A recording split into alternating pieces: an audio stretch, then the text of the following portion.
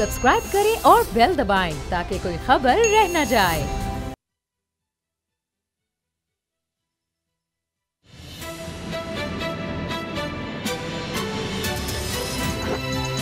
अब पता चला।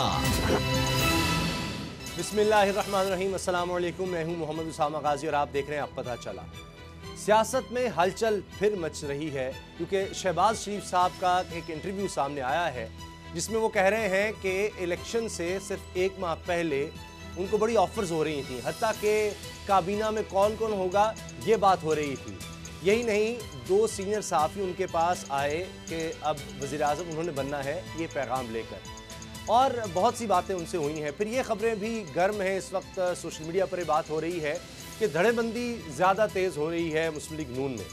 और अभी 90H में तो ये भी मैं अभी देख रहा था, खबरें चल रही हैं कि कोई मरीम औरंगज़ेब साहिबा को डांट पड़ने लगी थी शहबाज शरीफ साहब से। तो यानी कोई मामलात बिगड़ रहे हैं मुस्लिम लीग नून में, इसमें कितनी हकीकत है। फिर मियां नवाज शरीफ साहब के वारंट गिरफ्तारी भी जारी कर दिए हैं नैब ने। इस पर शहबाज शरीफ साहब ने अब से कुछ देर पहले रिएक्शन भी दिया है कि बदनीयती पर मबनी है। इस बारे में भी हम बात करेंगे। कुछ ही देर में हमें ज्वाइन करेंगे अता तारड़ साहब, डिप्टी सेक्रेटरी जनरल मुस्लिम लीग नून, उनसे हम इस हवाले से बात करेंगे। और इस वक्त हुकूमत की कारकर्दगी मुस्लिम लीग नून किस तरह देख रही है कोरोना के हवाले से। और 18वीं तरमीम की बहुत बात हो रही है, जो सुबह को इख्तियारात दिए गए थे मुस्लिम लीग नून के दौर में, तो जाहिर है कि नून लीग के पास पंजाब में भी हुकूमत थी और वफाक में भी थी, तो उससे पहले ही 18वीं तरमीम आई थी पीपल्स पार्टी के दौर में। तो अब पीपल्स पार्टी का तो बड़ा वाज़ेह मौक़िफ़ है, लेकिन मुस्लिम लीग नून इस पर क्या सोच रही है, इस बारे में भी हम जानेंगे। और ख़ास तौर पे शहबाज शरीफ साहब का हालिया इंटरव्यू सामने आया है, इसके बारे में मुस्लिम लीग नून क्या कहती है। और मियां नवाज शरीफ साहब की सेहत वो कैसी है, उसके बारे में कोई इत्तलात नहीं आ रही कि उनके कोई टेस्ट वगैरह फर्दर हो रहे हैं नहीं, क्योंकि कोरोना वायरस की वजह से यही कहा गया था कि मियां नवाज शरीफ साहब को ये हिदायत की गई है डॉक्टर्स की जानिब से कि वो खुद को आइसोलेशन में रखें और लोगों से मेल जोल ना करें। इसी बारे में हम सबसे पहले बात करेंगे। असद खरल साहब, बाबू डोगर साहब मेरे साथ हैं। बाबू डोगर साहब जी, अता तारड़ साहब हमारे साथ हैं। बाबर साहब चलें, आप ये पहला सवाल अगर करना चाहें तो मैं आपको दे रहा हूँ इस वक्त। अता तारड़ साहब, सबसे पहले ये जो एक इंटरव्यू है शहबाज शरीफ साहब का, जिसमें वो ये कह रहे हैं कि उनको ऑफ़र थी प्राइम मिनिस्टर की इलेक्शन से पहले, और वो तकरीबन जो उनकी कैबिनेट थी उसके नाम तक फाइनल हो चुके थे। तो फिर कौन सी ऐसी चीज़ आई कि सब कुछ उलट हो गया, सारी चीज़ें तब्दील हो गई? ये क्या था, आप इसको किस तरह से देखते हैं कि मतलब क्या कौन सी ऐसी चीज़ें हुई जिसकी वजह से ये प्राइम मिनिस्टर उनके हाथ से आते आते इमरान खान साहब के पास चली गई? बहुत शुक्रिया बाबर साहब आपका, बड़ी मेहरबानी जी।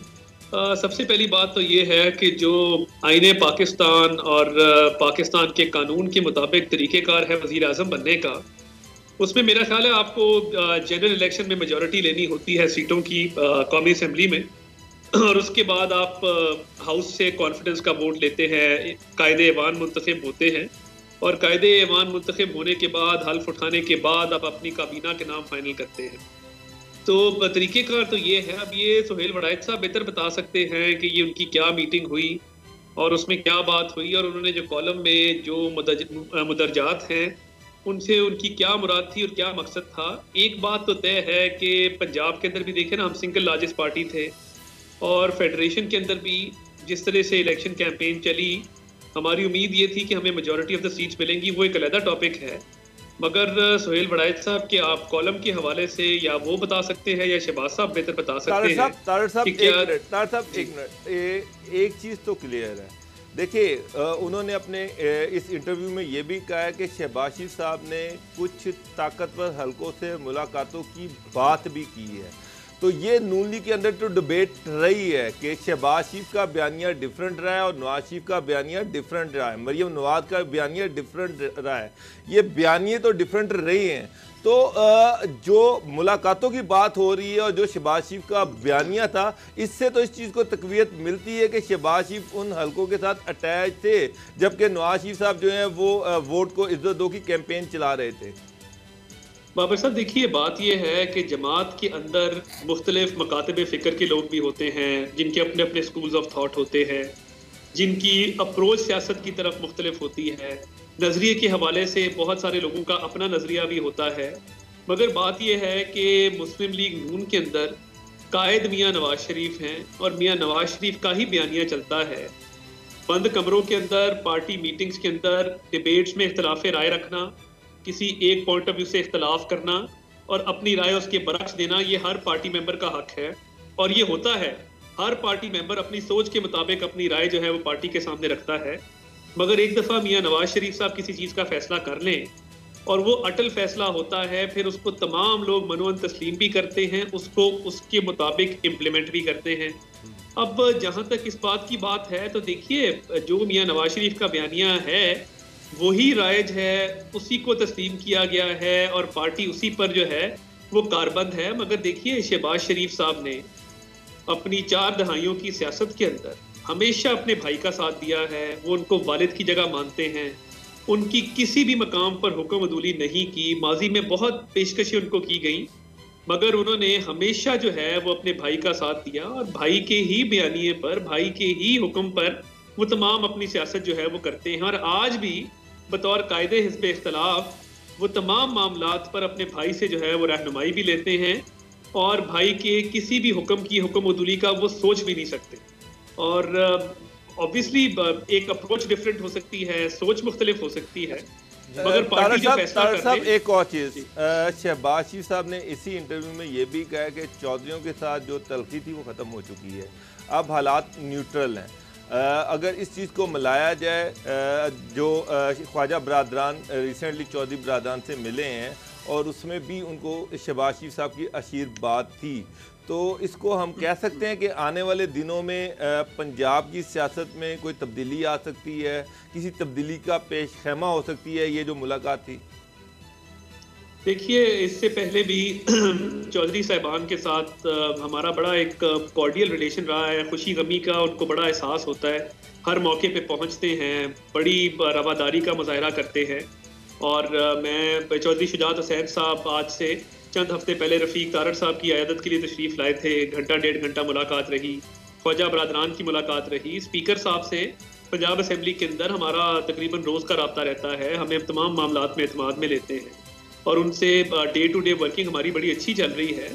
और देखिए, उनके साथ हमारी ज़हनी हमांगी भी है, मगर हुकूमत साजी के हवाले से, पंजाब में कोई तब्दीली के हवाले से कभी बात नहीं हुई। और ये स्पीकर साहब की मेहरबानी है कि वो तमाम लोगों को ऑन बोर्ड लेके चलते हैं, साथ लेकर चलते हैं। तो उनकी देखिए, और सियासत के अंदर कभी भी दरवाजे और खिड़कियां बंद नहीं होते, ऑप्शंस खुली रहती हैं। तो जहाँ तक उनसे एक रवाबित का ताल्लुक है, वो तो रोज़मर्रा के बुनियादों पर हमारे उनसे रवाबित भी हैं, बातचीत भी है और बतौर स्पीकर वो उनका एक किरदार भी है और हम उसको सराहते भी हैं। और चौधरी शुजात साहब ने भी, आप देखें ना, जब मियां नवाज शरीफ साहब की बीमारी का मामला था तो बड़े दो टोक अल्फाज में खुल के उन्होंने बात की और उस हवाले से उन्होंने कहा कि जी इंसानी हमदर्दी की बुनियादों पे मियां साहब को बाहर जाने देना चाहिए। अच्छा, तो हमने भी हमेशा रेसिप्रोकेट किया है। साहब, ये फरमाइए कि जिस तरह मियां नवाज शरीफ साहब का फैसला हतमी होता है, ये तो सबको पता है, मुस्लिम लीग नून में यही है, इस वक्त फैसले कौन कर रहा है? क्योंकि मियां साहब तो अभी ज़ाहिर है उनकी सेहत के हवाले से अभी भी खदशात हैं, बाहर इलाज के लिए हैं, तो अभी कौन फैसले कर रहा है? बहुत से लोग ये कह रहे हैं कि अभी हाल ही में कोई कुछ मामलात ख़राब भी हुए, मरीम औरंगज़ेब साहिबा को, शहबाज शरीफ साहब को डांटने लगे थे, कुछ गड़बड़ हुई। इसी तरह से कहा जाता है कि जी मरीम नवाज साहिबा और शाहिद खाकन अब्बासी साहब एक ग्रुप का हिस्सा है, शहबाज शरीफ साहब दूसरी तरफ हैं। तो एक फैसले इस वक्त कौन लेता है? अब तो मियां नवाज शरीफ साहब अभी तो इलाज के लिए बाहर है। जी देखिए, बाहर है, बट अब जब भी उनसे रब्ता हो तो उनसे रहनुमाई ज़रूर ली जाती है और उनकी रहनुमाई पे ही चला जाता है। और हैविंग सेड दैट, पार्टी में किसी किस्म का इख्तलाफ नहीं है। एक पार्लिमानी एडवाइजरी ग्रुप एग्जिस्ट करता है, उसमें शाहिद खाकन अब्बासी साहब हैं, ख्वाजा आसिफ साहब हैं, एहसन इकबाल साहब हैं, अयाज सादिक साहब हैं, राना तनवीर साहब हैं और मरीम औरंगज़ेब साहिबा हैं। मैं खुद भी उसका मेंबर हूँ और भी 2-3 सीनियर लोग उसके मेंबर्स हैं। तो तमाम तर इन मेंबर से मशावरत भी की जाती है और इनके मशवरे पर ही जो है वो अमल भी किया जाता है। और फिर मियां नवाज शरीफ साहब को भी इनकी आरा सबमिट की जाती है और उनसे भी रहनुमाई ली जाती है वक्तन फवक्तन। तो पार्टी मुत्तहिद है और ऐसी बात नहीं है कि पार्टी के अंदर कोई डिवीजन हो। अच्छा, और ये फोरम न्यूज़ भी चल रही है कि मियां नवाज शरीफ साहब के जो वारंट गिरफ्तारी जारी किए, नैब ने उस पर शदीद तनकीद की है। शहबाज शरीफ साहब ने कहा कि ये इंतकामी कार्रवाई है, इमरान खान साहब इंतकाम की भेंट चढ़ा रहे हैं अपोजिशन को।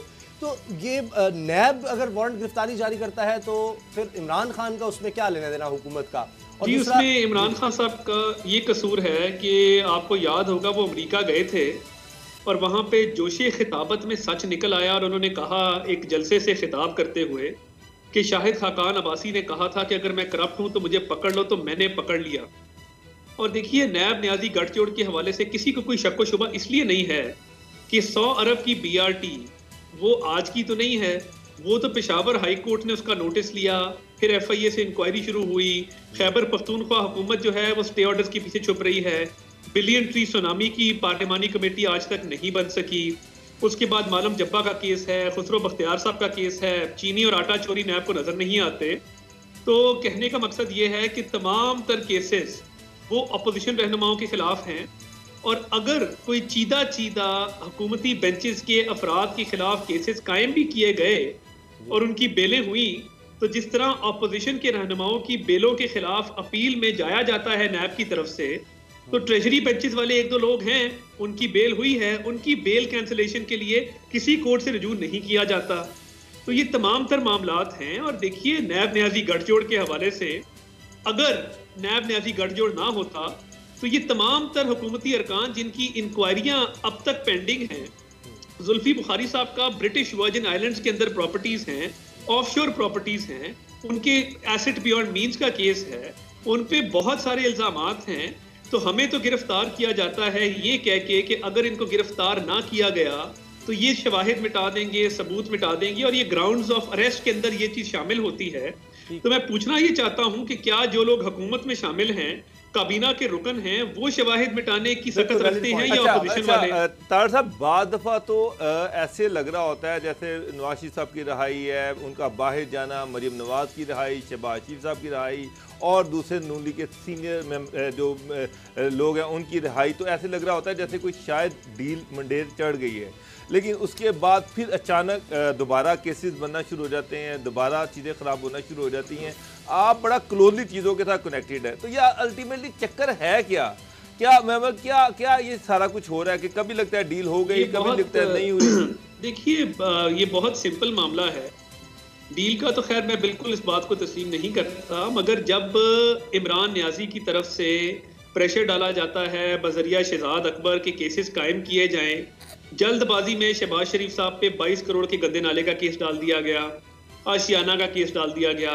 जब ये केस अदालतों में जाते हैं तो नैब को सुक्की का सामना करना पड़ता है, क्योंकि हुकूमती प्रेशर पे केसेस कायम कर दिए जाते हैं, और सबूत और शवाहिद देने की बारी आए तो कोर्ट्स के अंदर जो है वो बाकायदा इनको सुक्की भी होती है, निजामत भी होती है, और कई जगह पे चीफ जस्टिस को कहना पड़ता है कि ji Shahbaz Sharif is the good guy in this case. और वहाँ पे कई केसेस में मैं अदालत में मौजूद होता हूँ, आप देखिए कि वहाँ पे कई जगह पे जब शवाहिद ना मिले और केस डिसमिस होने वाला हो तो नैब को अक्सर औकात केस वापस लेना पड़ता है। तो ये एक रिगमरोल है जिसके अंदर केसेस बनाए जाते हैं, उस पर तवज्जो नहीं दी जाती। नैब में तरमीम के लिए फिर आप हुकूमत का साथ देंगे? देखिए, उस पर बिल्कुल बातचीत हो सकती है, और नैब एक काला कानून है। और जब अलीम खान साहब भी गिरफ्तार हुए थे, वो जैसा भी केस था उस पर मैं कॉमेंट नहीं करता, मगर हमने तब भी ये कहा था कि हम इसकी मजम्मत करते हैं। ये एक काला कानून है कि एक बंदा कत्ल करे तो उसको 14 दिन का रिमांड, और जो नैब की शिकंजे में आ जाए उसको 90 दिन का रिमांड। तो इसमें बहुत सारी चीज़ें ऐसी हैं, बेल का राइट नहीं है ट्रायल कोर्ट को, और बाकी तमाम तर शिकें जो हैं वो बड़े ड्रकोनियन लॉज हैं, ड्रकोनियन क्लॉजेज हैं, और इसमें तरमीम इंतहाई ज़रूरी है। तो अगर हुकूमत इस पे बात करेगी, हमने तो कोरोना पे भी पेशकश की थी। अच्छा, तो जिन मामलात में तारड़ साहब, बात यह है कि जिस तरह शहबाज शरीफ साहब का इंटरव्यू का बड़ा चर्चा है, और सुहेल वडाई साहब ने यह भी चैलेंज दिया है कि शहबाज शरीफ साहब इसकी तरदीद करें। आप उस वक्त मौजूद थे, बेशक उस मुलाकात में नहीं, लेकिन आपने रिसीव किया था, ये तो आप भी तस्दीक करते हैं। किस तरह मेरी वहाँ एक जरूर रिसीव तो नहीं किया, मेरी मुलाकात जरूर हुई थी। अच्छा, और मैं फिर इसमें शहबाज शरीफ साहब ये कहते हैं कि कुछ मुख्तलिफ हलकों से उनकी बात हुई, कैबिनेट के लोगों तक फाइनल हो रहे थे, उनको वज़ीर-ए-आज़म को 2 साहबी पैगाम लाए। तो क्या ये उनके बड़े भाई जो वोट को इज्जत दो का बयानिया, ये तो उसके बिल्कुल बरक्स नहीं हो रहा था सब कुछ, यानी वो एस्टैब्लिशमेंट से देखिए ये तो या सुहेल वड़ैच साहब बता सकते हैं या शहबाज शरीफ साहब बता सकते हैं, क्योंकि मैं उस मीटिंग का हिस्सा नहीं था कि उसमें क्या बात हुई और उनकी किससे क्या मुलाकात थी, क्या मामला था। क्योंकि मैं प्रिवी नहीं हूं तो मैं इसलिए इस पे कमेंट नहीं कर सकूंगा, ये उन दोनों साहिबान से पूछा जा सकता है। ठीक है, बहुत बहुत तारड़ साहब, डिप्टी सेक्रेटरी जनरल मुस्लिम लीग नून, आपने हमें वक्त दिया। अब सिंध हुकूमत की अगर बात करें तो कहा यह जा रहा है कि आहिस्ता लॉकडाउन में नरमी लाई जा रही है। पहले कहा गया कि सख्त लॉकडाउन होना चाहिए, यही गिला होता था सिंध हुकूमत को तहरीक इंसाफ की वफाकी हुकूमत से। कि लॉकडाउन सख्त नहीं किया जा रहा। अब खुद सिंध हुकूमत भी कह रही है कि हम आहिस्ता आहिस्ता नरमी ला रहे हैं। इसी हवाले से हम बात करेंगे। हमारे साथ हैं इम्तियाज़ शेख साहब, सूबाई वज़ीर बराए तवानाई। इम्तियाज़ शेख साहब, ये फरमाइएगा कि अब ये कुदरती आफत है और आज भी इमरान खान साहब मीडिया में भी आए और उनके साथ उनकी काबीना के मेंबरान भी थे और उसमें यही बात हुई कि अल्लाह का ये शुक्र है कि जितने अंदाजे लगाए जा रहे थे खुदा न खास्ता कि इतना नुकसान होगा, ये एक बात हौसला अफजा है कि उससे बहुत कम है। तो अब टाइगर फोर्स को भी एक्टिव कर दिया गया है। तो सिंध हुकूमत सोच रही है कि टाइगर फोर्स की खिदमात ली जाएंगी सिंध में भी। बिस्मिल्लाह रहमान रहीम।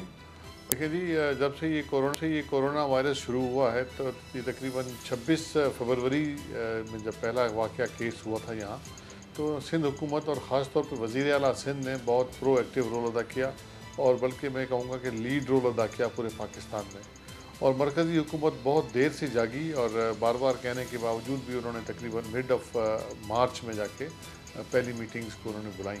उस वक्त तक सिंध काफ़ी चीज़ें कर चुका था और लॉकडाउन के हवाले से भी और बाकी पॉलिसीज़ के हवाले से भी और अपनी हेल्थ की फैसिलिटीज़ को भी अपग्रेड करने के हवाले से, तो वो चीज़ें मतलब हम वो इक़दाम उठा चुके थे चीफ मिनिस्टर मुराद अली शाह साहब। और उसके बाद फिर हमने तो बार बार उनको कहा, शुरू से ही कहा, और हमारे चेयरमैन बिलावल भुट्टो जरदारी साहब ने पहली स्पीच में ऑफ़र की कि हम साथ मिलकर काम करने को तैयार हैं, क्योंकि ये वबा सिर्फ एक मुल्क एक शहर के लिए नहीं, सब के लिए, पूरी दुनिया में है ये।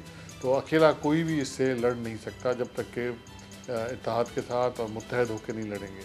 लेकिन बड़े अफसोस से कहना पड़ता है कि फेडरल गवर्नमेंट ने न इसको सीरियस लिया और न ही वो एक ही पेज पे रहकर काम करने को तैयार थे। तो लाजमी है फिर जो भी काम हुआ यहाँ सिंध में, वज़ीर आला मुराद अली शाह साहब ने जो भी एक्शंस लिए, लाजमी है वो एक्शंस थे जो कि दुनिया भर में राज थे और कोरोना से निपटने के लिए, उसको ख़त्म करने के लिए, उसकी जंग में वही WHO भी बता रहा था, तो अमेरिका भी कर रहा था, तो चाइना भी कर रहा था, तो यूरोप भी कर रहा था, और वो कॉमन सेंस भी वही बता रहा था कि इस तरह होना चाहिए। तो उस हवाले से बाकी तमाम सूबों ने भी मुराद अली शाह साहब की लीड को फॉलो किया। अच्छा शेख साहब, कोरोना की तादाद में पिछले चंद रोज से इजाफा हुआ है दीगर सूबों से, तो सिंध में तो लॉकडाउन सख्त है, लेकिन उसके बावजूद मरीजों की तादाद में इजाफे की क्या वजह हो सकती है? देखिए जी, यहाँ सिंध में लॉकडाउन हमने सख्त शुरू से रखने की कोशिश की। शुरू में बहुत अच्छा लॉकडाउन हुआ, आपने देखा कि वो जो कर्व था वो मतलब बढ़ नहीं सका, उस पर काबू था। लेकिन अभी एक चीज़ और है कि आइसोलेशन में कोई एक सूबा या कोई एक इदारा इस पर काम नहीं कर सकता और काबू नहीं पा सकता। और यहाँ आप हमने एक कोई कदम उठाया, दूसरा सूबे हमारे दूसरा उठाने शुरू कर दें, प्राइम मिनिस्टर साहब या मरकज़ी हुकूमत तीसरा कोई कदम कर ले। तो इसी वजह से CM सिंध ने वज़ीर आज़म साहब को ये गुजारिश की थी कि जी आप लीड रोल अदा करें और आप देखें, मशावरत ज़रूर करें हमारे साथ, लेकिन आप जो फ़ैसला करें पूरे मुल्क के लिए करें। लेकिन फ़ैसले हुए भी सही, लेकिन फिर बाद में कहा गया कि भी आप 18 तरमीम के बाद आप आज़ाद हैं, जो फ़ैसले करना चाहें आप करें। लाजमी है, मतलब एक जो समझ में आएगी बात, और जो भी फ़ैसले हमने किए हैं यहाँ चीफ मिनिस्टर मुराद अली शाह साहब ने, वो आइसोलेशन में अकेले बैठ के नहीं किए, उन्होंने तमाम फ़ैसले सबसे मिलकर मशावरत के बाद किए हैं। और जो हमारे मेडिकल के जो हमारी टीम हमारे साथ है, जो एक्सपर्ट्स हैं हमारे साथ, ख़ास तौर पे उनके हवाले से ये जो भी उनकी राय थी, वो राय हमने इस्लामाबाद में भी सुनाई और वो आपने पूरे पाकिस्तान में भी देखा कि लाहौर हो, इस्लामाबाद हो, पेशावर हो, हर जगह से डॉक्टर्स और टेक्निकल लोगों की यही राय थी कि लॉकडाउन सख्त किया जाए। अभी भी यही उनकी राय है कि लॉकडाउन सख्त किया जाए, यही एक बचाव का तरीका है, एहतियात ही इसका इलाज है।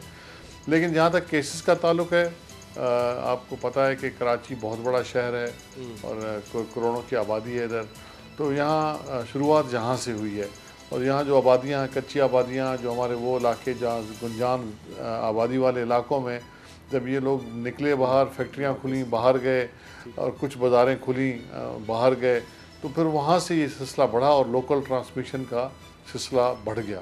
और अब लाजमी तौर पे जब ये चीज़ हुई कराची में हुई तो फिर वो बढ़ती गई और अब सिंध के दूसरे शहरों में भी इस तरह की ख़बरें आ रही हैं। इवन शिकारपुर एक दूर अफरा जिला है, इम्तियाज साहब, बिल्कुल सक्कर सिंध डिवीजन। गवर्नमेंट जो ताजर है उनको ऑनलाइन कारोबार करने की इजाज़त दी, लेकिन ये जो हिकमत अमली थी ये कारगर या कामयाब साबित नहीं हुई।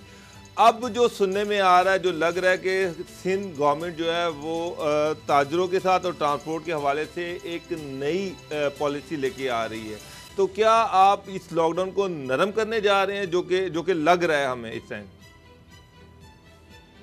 देखें जी, हम तो अभी भी कहते हैं, कल भी मीटिंग हुई थी जिसमें टास्क फोर्स की मीटिंग थी जिसमें सब लोग थे, लॉ इन्फोर्सिंग एजेंसीज़ के भी सीनियर अफसरान थे, और भी मेडिकल के भी डॉक्टर साहबान भी थे, टेक्निकल एक्सपर्ट्स भी थे, WHO के नुमाइंदे भी थे। उन सब की यही राय थी कि ख़ास तौर पे जो हमारे मेडिकल और जो WHO के नुमाइंदे थे उनका तो था कि लॉकडाउन को नरम न किया जाए, सख्त किया जाए और भी मतलब चीज़ें जो हैं की जाएँ, लेकिन बैलेंस करके चलना है, क्योंकि यहाँ जो सूरत हाल है, गुर्बत ज़्यादा है, यहाँ आबादी ज़्यादा है, तो मतलब वहाँ लाजमी तौर पे बैलेंस करके काम करना पड़ेगा। मुआशी हालात को देखते हुए बैलेंस फैसले करने पड़ेंगे कि लॉकडाउन भी बरकरार रहे और थोड़ा सा बिजनेस में भी, आहिस्ता आहिस्ता मुझे समझ आ रही है कि आप नरमी लाने की कोशिश कर रहे हैं। ब्रेक लेनी है इम्तियाज शेख साहब, ब्रेक के बाद आपसे दो बड़े अहम सवाल हैं, एक नैब के हवाले से और दूसरा कि 18वीं तरमीम में बेहतरी लाने की बात हो रही है, तो इसको कोई गौर किया जाएगा, इसको देखा जाएगा या वैसे ही बस मुखालफत होगी।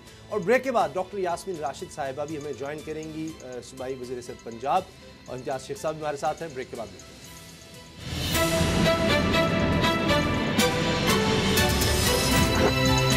अब पता चला।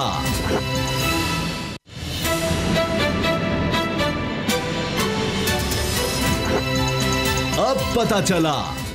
वज़ीर तवानाई सिंध इम्तियाज शेख साहब हमारे साथ हैं। ब्रेक से पहले इम्तियाज साहब, जिस तरह से बात हो रही थी, अब ये 18वीं तरमीम का मामला, वफाकी हुकूमत इशारे दे रही है, वाज़ेह इशारे हैं कि इसमें बेहतरी की गुंजाइश है, हम बेहतरी करना चाहते हैं।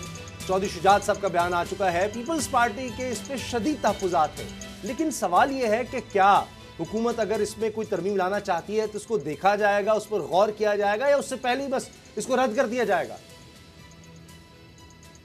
देखें जी, इस पर 18 तरमीम जो है, जिस तरह कालाबाग डैम, जिस तरह पानी के इशूज़, जिस तरह NFC अवार्ड, इस तरह 18 तरमीम में भी सूबों को इख्तियारात दिए गए, माली और इंतज़ामी इख्तियारात दिए गए थे, और जो करंट लिस्ट थी वो भी ख़त्म कर दी गई थी, और मतलब एक वाज़ेह तौर पे सूबों को कुछ फाइनेंशियल ऑटोनॉमी भी दी गई थी, और कुछ इंतज़ामी मामलात में महकमे भी वहाँ से फेडरल गवर्नमेंट से ट्रांसफ़र हुए थे, और ये काम चल रहा है। काफ़ी साल हो गए, 10 साल तकरीबन इसको हो गए हैं तरमीम को। अचानक ही जब कोई किसी काम में ये हुकूमत फंसती है तो उनको फिर वो कंट्रोवर्शियल इशूज़ याद आ जाते हैं। मैं समझता हूँ कि ये इस वक्त तो पाकिस्तान के लोग दुनिया के लोगों के साथ ज़िंदगी और मौत की जंग लड़ रहे हैं, और ये ऐसी वबा पूरी दुनिया में फैल गई है जिसका पाकिस्तान में भी असर आस्ते आस्ते बढ़ रहा है। तो यहाँ बजाय कि इसको फ़ाइट आउट करने के, बजाय इख्तलाफात कम करने के, मुझे तो समझ में नहीं आ रहा कि कैसी लीडरशिप है, कैसे लोग हैं मतलब हुकूमत में बैठ गए यहाँ के मरकज़ में, जो कि इशूज़ क्रिएट कर रहे हैं, बजाय ये कि इस वक्त मफाहमत की फ़ज़ा कायम की जाए। तो 18 तरमीम का बिल हम भरपूर मुखालफत करेंगे जी। पाकिस्तान पीपल्स पार्टी के चेयरमैन साहब का भी वाज़ेह बयान आ गया है, हमारी लीडरशिप के भी बयान इस पर हैं, और ये आज से नहीं है, ये शुरू से हैं। जब से ये तरमीम आई थी तो काफ़ी दफ़ा कोशिश की गई है कि वो चीज़ें वापस की जाएँ, बजाय मरकज़ अपने ख़र्चे कम करे और मज़ीद इख्तियारात, क्योंकि अभी तक ये पूरी तरीके से इम्प्लीमेंट भी नहीं हुई ये तरमीम। इसमें बहुत सी चीज़ें रहती हैं, बजाय वो करने के ये कहा जा रहा है कि आप इसको वापस करें और उसको रोल बैक करें। रोल बैक होने का सवाल पैदा नहीं होता, इस पर मतलब ना ही कोई मुशावरत हुई है, ना ही मतलब करने की ज़रूरत है। दूसरी बात ये कि अभी जो अहम तरीन चीज़ थी कि अपना CCI का सेक्रेटरीट बनना था, जहाँ से इसको गवर्नेंस के हवाले से जो मामला थे, सूबों के हवाले थे, वहाँ से उन्होंने प्राइम मिनिस्टर ने करने थे, अभी तक वही नहीं बना। तो और इस तरह भी वापसी की बात कर रहे हैं। तो मैं समझता हूँ कि नैब कवानीन में भी तब्दीलियाँ लाई जा रही हैं, क्या इस हवाले से हुकूमत ने पीपल्स पार्टी से मुशावरत की है अभी तक? देखें जी, इससे पहले बात होती रही है एक दो दफ़ा इस पर, लेकिन कोई बाज़ाब्ता कोई बातचीत नहीं हुई, और एक दो दफ़ा मीटिंग भी हुई थी इससे पहले, लेकिन फिर खामोशी छा गई थी, फिर एक ऑर्डिनेंस आ गया, ऑर्डिनेंस के बाद फिर खामोशी छा गई। अब वो ऑर्डिनेंस ख़त्म ही हो गया है, तो मतलब मैं समझता हूँ कि फिर शायद बात होगी। जब भी बात होगी तो पीपल्स पार्टी इस ऑर्डिनेंस या इस कानून, काला कानून जिसको हम कहते हैं, उस पर अगर कोई बेहतरी करने बहुत बहुत शुक्रिया इम्तियाज़ शेख साहब, सुबह बसंत आपने हमें वक्त दिया। डॉक्टर यास्मीन राशिद साहिबा ने हमें ज्वाइन किया। डॉक्टर साहिबा, इस वक्त हम देख रहे हैं कि कोरोना के केसेस बढ़ रहे हैं और हलाकतें बढ़ गई हैं। ये बड़ी तशवीशनाक बात है कि असद उमर साहब भी आज ये कह रहे थे कि इस चीज़ का खदशा है कि अभी इनमें मज़ीद इजाफा हो सकता है। ये बात अलग है कि कहा जा रहा है कि अंदाजे जितने थे, जितना खौफ था, ये शुक्र अल्लाह का कि उतनी ज़्यादा केसेस नहीं या उतनी ख़तरनाक सूरत हाल नहीं है। मगर फिर भी एक बहुत बड़ा स्कैंडल ये सामने आ रहा है कि कैपेसिटी कहा जा रहा है कि जी कम से कम 5000 टेस्ट की रोज़ाना है सुबह पंजाब में, और टेस्ट बतदरीज कम कर दिए गए हैं। मिसाल के तौर पर 18 अप्रैल को 3649 टेस्ट किए गए थे कोरोना के। 25 अप्रैल को पंजाब हुकूमत ने 1755 कर दिए। अब ये 40 से 50% कम किया जा रहा है टेस्ट को। क्यों? क्या हकीकत क्या है इसके पीछे?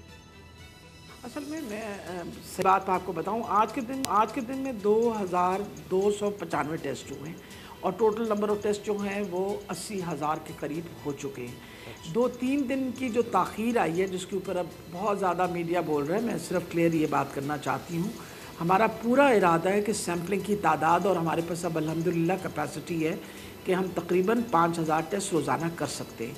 इम्पॉर्टेंट ये थी कि हम चाह रहे थे कि जो हम सैम्पलिंग करें वो इस तरह की सैम्पलिंग हो जिससे हमें बहुत ज़्यादा इन्फॉर्मेशन मिल सके, जो फॉर एग्ज़ाम्पल किन किन इलाकों में, किन किन एरियाज़ में किन किन लोगों की करनी है। और उसके ऊपर हमारे अपने बहुत सारे माहिरीन हैं जो पाकिस्तान से बाहर भी हैं, जिसमें हमारे माहिरीन थे जो येल यूनिवर्सिटी के थे, जो अपना इसके MIT में काम कर रहे थे, हार्वर्ड यूनिवर्सिटी में। उन्होंने हमें कुछ सजेशंस दी, जिस सजेशंस के मुताबिक हमने एक बाकायदा उसका मैट्रिक्स बनाया है और आज से अल्हम्दुलिल्लाह टेस्टिंग शुरू हो गई है, जिसके अंदर कुछ एरियाज़ को फोकस किया, जैसे मीडिया हाउसेस में आज सैम्पलिंग शुरू हो गई है। इसी तरीके से पुलिस लाइन के अंदर आज सैम्पलिंग शुरू हो गई है। जब पुलिस वापस अपने कामों से जाती है तो उनकी भी सैम्पलिंग शुरू हो गई। अब हमारे हेल्थ वर्कर्स की, उनकी सैम्पलिंग होगी। फिर उसके अलावा वो इंडस्ट्रीज़ जो खुल रही हैं उनकी हम सैम्पलिंग करने लगे हैं, जो ख़ास तौर पे इस टाइम में खुली रही, जैसे फूड इंडस्ट्रीज है, उनकी सैम्पलिंग तो इंशाल्लाह अगले 48 घंटे के अंदर। इंफॉर्मेशन मिनिस्टर नियाज़ साहब बार बार वो मुख्तलिफ प्रोग्राम में और स्टेटमेंट में ये कह रहे हैं कि सिंध में वो किट्स जो गैर मेयारी होने की वजह से वफाक को दी गई थी, अब पंजाब वो किट्स इस्तेमाल कर रहा है और ये गैर मेयारी किट्स हैं और पंजाब में इसलिए मरीजों की तादाद कम है कि इस तरह की किट्स हैं जो कि जिनका रिजल्ट जो है वो उसका कोई पता ही नहीं है। तो इस सिलसिले में आप क्या कहेंगे कि क्या वाकई पंजाब में गैर मेयारी किट्स इस्तेमाल होती रही हैं? ये मेरा ख्याल है, मुझे ये नहीं पता कि उनको किसने ख़बर दे दी कि गैर मेयारी हैं। बहुत सारी डिफरेंट मशीन्स यहाँ काम कर रही हैं और डिफरेंट किस्म की किट्स काम कर रही हैं, जिनके मयार को बार बार टेस्ट किया गया और अल्हम्दुलिल्लाह मेरा ख्याल है जिस मयार के टेस्ट वो कर रहे हैं सिंध के, उधर इसी मयार के टेस्ट हम पंजाब के अंदर भी कर रहे हैं। इसलिए गैर मेयारी बिल्कुल नहीं है। दे ऑल प्रॉपर्ली, इनको बाकायदा स्टैंडर्डाइज़ किया गया सबको, सारे टेस्टों को, और उसको बाकायदा हर दूसरे दिन चेक भी होता है, बाकायदा डबल चेकिंग होती है कि कोई ये ना हो कि हम एक नतीजा दे रहे हों और दूसरी जगह दूसरा नतीजा हो रहा हो। अच्छा डॉक्टर साहबा, डॉक्टर कहती है कि लॉकडाउन जो है मई के महीने में सख्त होना चाहिए। वज़ीर-ए-आज़म इमरान खान साहब भी इस चीज़ का अंदिया दे चुके हैं कि मई में ये ख़तरनाक हद तक बढ़ सकता है। दूसरी तरफ से वो लॉकडाउन जो है वो ना करने के भी हामी हैं इमरान खान साहब। तो क्या इस हालात में आप अपनी डॉक्टर कम्युनिटी का साथ देंगी या आपने वज़ीर-ए-आज़म का बतौर PTA रहना? देखिए, इम्पॉर्टेंट ये चीज़ है कि मैं बतौर डॉक्टर जो है वो बहुत सारी फिगर्स भी स्टडी करती हूँ और देख रही हूँ। जो मकसद लॉकडाउन का था एक पूरे महीने का, उसका मकसद ये था कि हम अपनी सहूलतें बढ़ा लें, हम अपने हस्पतालों की हालात बेहतर कर लें, हम अपनी क्वारंटीन्स की पूरी तैयारी कर लें, टेस्टों की पूरी तैयारी कर दें। अल्हम्दुलिल्लाह इस वक्त सिचुएशन ऐसी है कि अब हमारी कैपेबिलिटी पहले से बहुत बेहतर है। इसलिए मेरा ख्याल है जो लॉकडाउन इस वक्त है, और 9 मई तक तो लॉकडाउन है, जिसके अंदर ये कंस्ट्रक्शन के बिज़नेस जो है वो शुरू हो रही है, या जो पहले आपके सामने उसी लॉकडाउन के अंदर आपकी फूड इंडस्ट्रीज चल रही थी, उसी लॉकडाउन के अंदर अगर आप देखें तो आपकी जो फार्मास्यूटिकल इंडस्ट्री भी चल रही थी। तो अल्हम्दुलिल्लाह बड़ी सोच समझ के SOPs के साथ बाकायदा जो इंडस्ट्रीज़ खुली हैं उनको दिया गया है, और तभी तो ये सारे टेस्ट किए जा रहे हैं देखने के लिए कि जो इंडस्ट्रीज़ काम करती रही इस पूरे माह के अंदर, उनके अंदर किस तरह की ट्रांसमिशन हुई है और आइंदा किस तरह की ट्रांसमिशन होगी। मेरा ख्याल है कि लॉकडाउन का जहाँ तक ताल्लुक़ है उसको बाकायदा सिर्फ हमारी मेडिकल कम्युनिटी जो बाहर एतराज़ कर रही है वो नहीं है, हम भी अंदर बैठे हुए मेडिकल कम्युनिटी के ही लोग हैं। हमारे भी जो एडवाइजरी ग्रुप्स हैं वो डॉक्टर्स के ही बने हुए हैं। आज भी ये बात वज़ीर आज़म ने भी कहा, डॉक्टर ज़फ़र मिर्ज़ा भी थे, उन्होंने सरकारी मीडिया पे आकर पूरे पाकिस्तान के सामने बात कही कि अंदाज़ा ये था कि खुदा न खास्ता को 25 अप्रैल तक 50,000 तक तादाद हो सकती है मरीज़ों की, लेकिन अल्हम्दुलिल्लाह वो अंदाज़ा गलत निकला। अब कह रहे हैं कि मई ख़तरनाक है। ये मई को ख़तरनाक किस बुनियाद पर करार दिया जा रहा है, क्या इंफॉर्मेशन है इसकी? मेरा ख्याल है इम्पॉर्टेंट चीज़ है कि आप प्रेडिक्शंस देते हैं, आपके सामने जो नंबर्स आते हैं उनकी प्रेडिक्शंस देते हैं। ये प्रोजेक्शंस और प्रेडिक्शंस जो हैं ये हर वक्त साइंटिस्ट इस पे काम कर रहे होते हैं और लोग अपनी प्रेडिक्शंस देते रहे।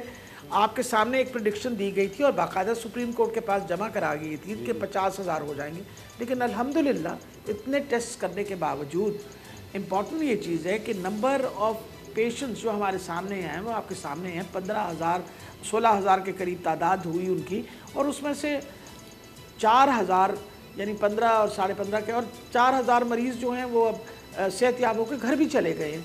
So end of the day situation हमारी अल्लाह की मेहरबानी से बहुत बेहतर है। जहाँ क्वारंटाइन है वहाँ पर जो मरीज हैं वो सहूलियात ना होने की वजह से एहतजाज कर रहे हैं। पहले तो आप ये बताएं कि वो कौन सी ऐसी सहूलतें हैं जो वहाँ पर उनको मुयस्सर नहीं है जिसकी वजह से वो एहतजाज कर रहे हैं। देखिए इम्पॉर्टेंट है कि हमने एक्सपो सेंटर के अंदर उन लोगों को रखा है जिनके माइल्ड सिम्टम्स हैं या जिनके सिम्टम्स नहीं हैं। बेसिकली उनको सिर्फ अलहदा आइसोलेशन में इसलिए रखा गया है ताकि ये बाकी कम्युनिटी में वायरस ना फैलाए। मकसद ये है कि प्रॉपर अगर खुदा न खास्ता उनमें से किसी को कोई सीरियस प्रॉब्लम हो या अगर किसी को कोई मज़ीद प्रॉब्लम, तो उसके लिए आपको पता है कि मेयो अस्पताल के अंदर और PKLI के अंदर हर किस्म की सहूलत मौजूद है।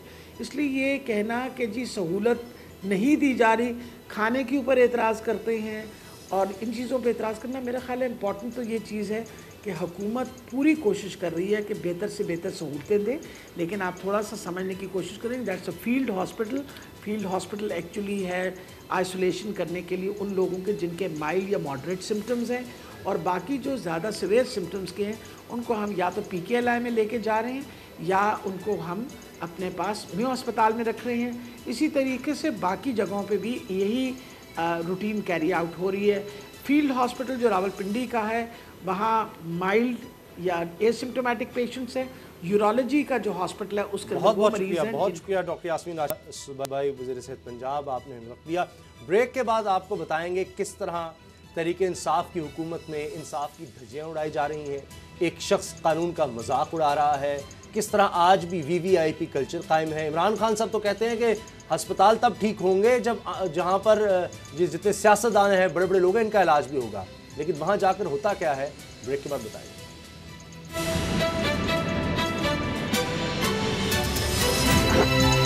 अब पता चला।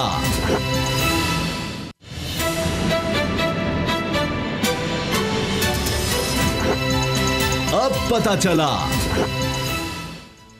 मीर शकील रहमान का मामला अदालत में है, अदालत भेजती है जेल, लेकिन जेल के बाद क्या होता है, कौन उनको सहूलियात दे रहा है, क्या हो रहा है? असद खरल साहब, ये सारा मामला क्या है कि जेल जाने के बजाय हॉस्पिटल वो कैसे पहुंच गए और वहाँ क्या हो रहा है? देखिए, जेल जाने से पहले भी वो नेशनल हॉस्पिटल पहुंचे थे और उसके बाद जो ही जेल वो अभी उन्होंने पहुंचना था तो वो सर्विसेज हॉस्पिटल के VVIP कमरे में पहुँच गए हैं, जहाँ पे VVIP लोगों को यानी जजेस या जो अहम डिग्निटरीज होती हैं उनको रखा जाता है, वहाँ पे उनको रखा जाए। हैरानकुन बात यह है कि इनको ये सारी जो सहूलियात दी जाए उसमें पंजाब की एक अहम शख्सियत जो है उसका भी बड़ा अहम किरदार है और जंग और जियो का इन्फ्लुएंस भी इस्तेमाल किया गया है।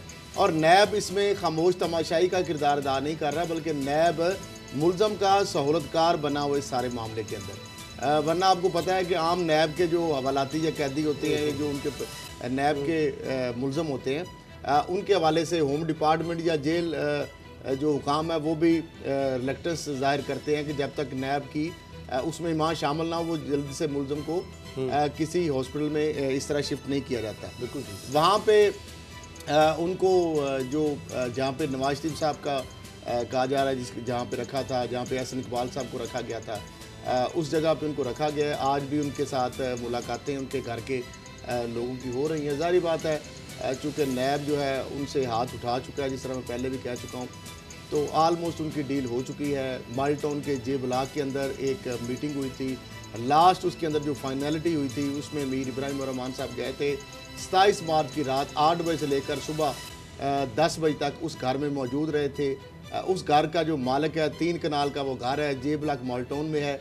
उसका एक मीडिया हाउस के मालिक से भी बड़े अच्छे तल्लक हैं और वो घर के जो मालिक है उसका नाम ए और आर से उनके दो जो नाम है वो शुरू होता है।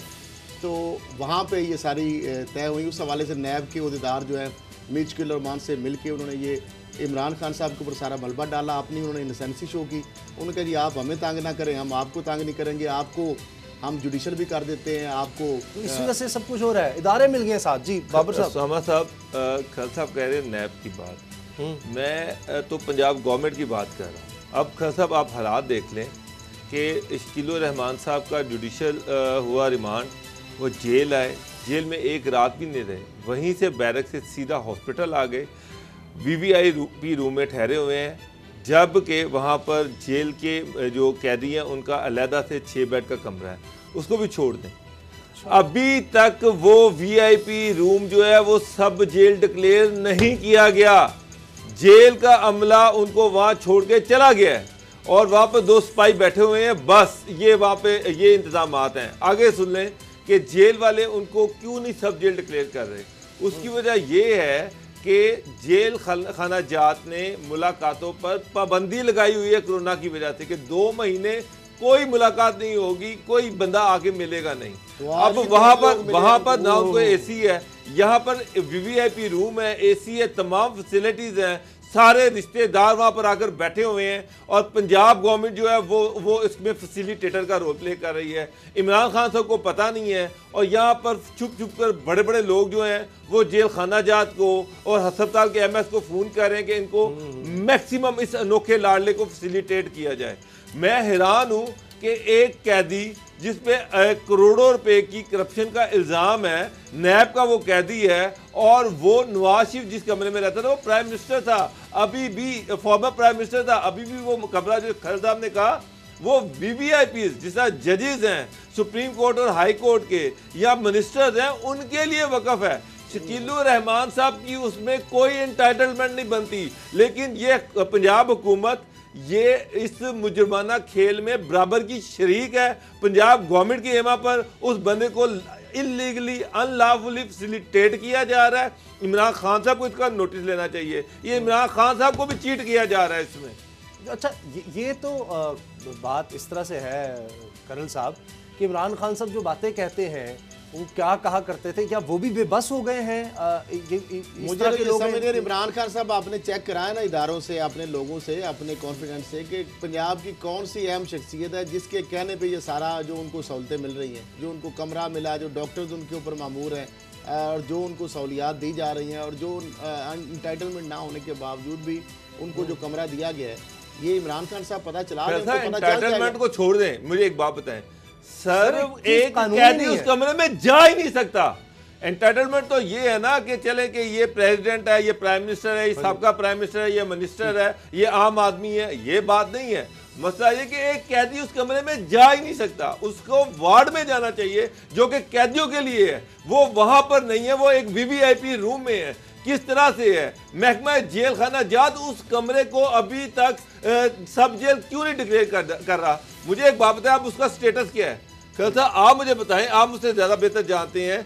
एक कैदी जिसको जेल अस्पताल में रखा हुआ है और उस कमरे को भी सब जेल डिक्लेयर नहीं किया हुआ, तो वो कैदी का स्टेटस क्या है? वो भाग गया तो कौन जिम्मेदार होगा? अपने घर में जैसे उस तरह ही ट्रीट हो रहा है और कह रहे हैं घर में सब जेल भी उनको डिक्लेयर किया गया जो मर्जी है कमरे में रहे। वो तो 2 बंदे सिर्फ सिंबॉलिकली वहां पे बैठे हुए हैं, वैसे वो किसी को नहीं रोकते सर, किसी को नहीं रोका जा रहा, फिर ये कानून किसके लिए? फिर ये कवानीन जो बनाए जाते हैं, जेल के कवानीन, ये अदालत के कवानीन, ये फिर किसके लिए बनाए जाते हैं? ये आम आदमी के लिए सिर्फ कवानीन वो वार्ड जो है कहते थे रियासत मदीना है, सबके लिए कानून बराबर होगा, यहाँ पे उसके वो नहीं हो सकता, उसामा साहब, possible उसके नहीं। फिर वो लोग सही कहते हैं कि 5 कमेटियां, मेडिकल कमेटियां बना दी गई हैं जो उनकी ट्रीटमेंट के लिए 5 मेडिकल कमेटियां बना दी गई हैं जो धड़ाधड़ टेस्ट किए जा रही है, पर टेस्ट हो रहे हैं या नहीं हो रहे। मुझे तो कोई डॉक्टर आज सारा दिन में वहाँ पर जाते नजर नहीं आया। वो आराम से बैठे हुए हैं अपने रिश्तेदारों के साथ हैं, वो मजे कर रहे हैं और सिर्फ ये टोपी ड्रामा पंजाब गवर्नमेंट करवा रही है उस बंदे को फैसिलिटेट करने के लिए, उसको खुश करने के लिए।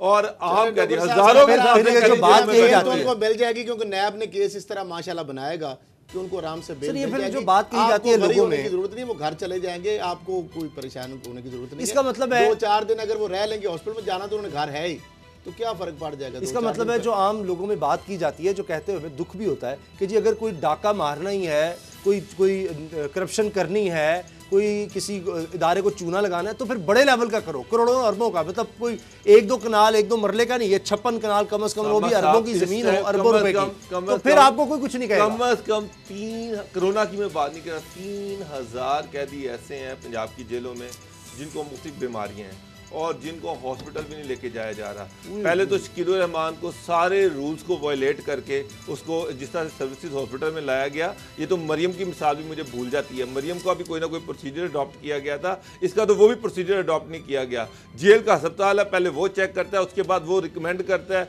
उसकी बुनियाद पर एक प्रोसीजर होता है, उसको फॉलो किया जाता है। यहाँ तो शकील साहब को जेल से सीधा गाड़ी में बिठाया गया और जेल से पहले उन्होंने एक नेशनल हॉस्पिटल, एक प्राइवेट है, वहाँ के डॉक्टर की रिकमेंडेशन पे यहाँ पे ले आए।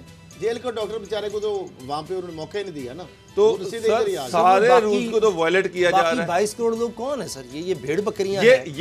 ये तब्दीली हुकूमत है, ये तब्दीली सरकार है। वो बंदा जिसको इमरान खान ओपनली जो सारी जो चीज़ें कहते रहे हैं, जिस तरह से मीडिया फिरौन इमरान खान साहब उसको कहते रहे हैं, अब उसी मीडिया फिरौन को उनकी अपनी सूबाई गवरमेंट जो है वो वीवीआईपी प्रोटोकॉल दे रही है। ये वैसे बड़े शर्म की बात है। अभी उन्होंने कहा मीडिया के हवाले से, उनका नौजवानों से इंटरेक्शन था सोशल मीडिया के, उन्होंने कहा कि जी माजी में वो इश्तिहार देकर मीडिया को खरीदा जाता था या जर्नलिज्म किया जाता था, ये सारी बातें वो करते हैं। अच्छा, इमरान खान साहब ये कहते थे कि नवाज शरीफ के कमरे का एसी भी उतराऊंगा, टीवी भी उतराऊंगा, और यहाँ पर शकील रहमान साहब के कमरे में एसी भी लगाया गया और उनको टीवी भी दिया गया, हालांकि उनको कोई खास बीमारी नहीं है। एक दिन ये चीज क्लियर कर लें, उनके टेस्ट हैं वो कल तक कंप्लीट हो जाएंगे। फिर अदालती अहकामात ये सब क्या है? फिर ये अदालत में यहाँ पे अदालती अहकामात नहीं, ये सारा हुकूमती अहकामात पे हो रहा है। अदालती अहकामात इस तरह की नहीं है। तो कह रहा हूँ उसकी धज्जियां उड़ाई जा रही है। अदालत एक शख्स को कहती है जी इसको ये मुजरिम है या ये कैदी है, इसको जेल भेजे, तो उसके बाद इसका मतलब है कि अगर आपके पास ताकत है तो कोई बात नहीं, आप जेल नहीं जाएंगे। इस तरह से जंग ने, जियो ने मौलाना तारिक जमील साहब का मजाक उड़ाया कि हालांकि कसूर ये था कि वो इमरान खान साहब को वो उनके लिए दुआ कर रहे थे, टेलीफोन में दुआ कर रहे थे। किस तरह से जंग ग्रुप ने उनको टारगेट किया और पंजाब गवर्नमेंट किस तरह से शकील रहमान साहब को देखने के फैसिलिटेट कर रही है।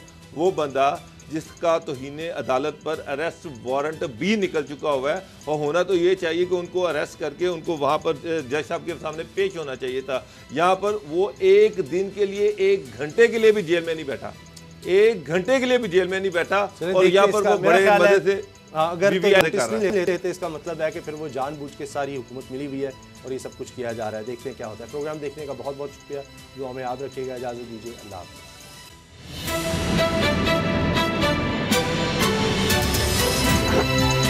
अब पता चला।